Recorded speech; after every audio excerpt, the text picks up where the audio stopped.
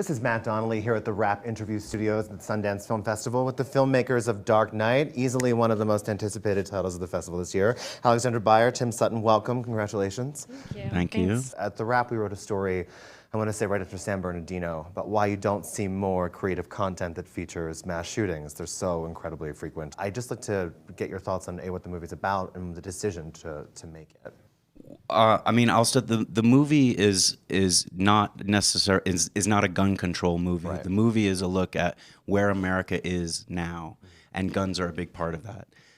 And so I wanted to tell a movie that didn't have to make a movie that wasn't about aftermath, that wasn't about anything the news could cover afterwards, or that a more traditional documentary would cover. I wanted to tell the story of what happened that day, when the audience knows exactly what's going to happen, but the people in the movie don't. I did not make a movie about James Holmes.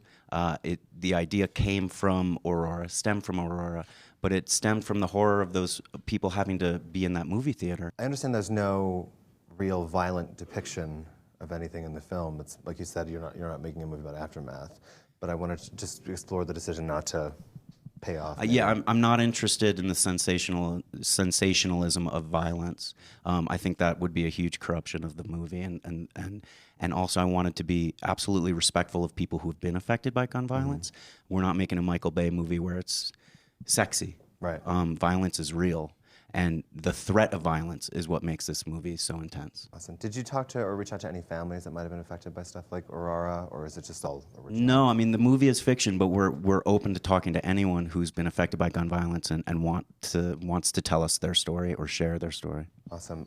Before we let you guys go, I wanted to applaud.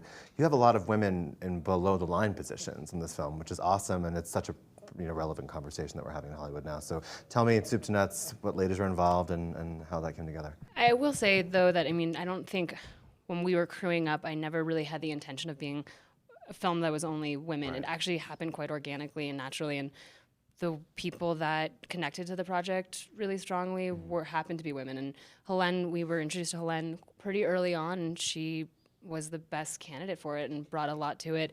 And I have to say, looking kind of back on the film and the collaborators that we have, it's really awesome that it is women. It makes me really happy. But I don't think I never went into it. We're not out searching for that. I'm but, like, we're gonna make a female film, Makes but it more awesome that it yeah, already it just that this pool of talent's available. Yeah, to you that guys. they were the right people for the film and Right. made the film what it is.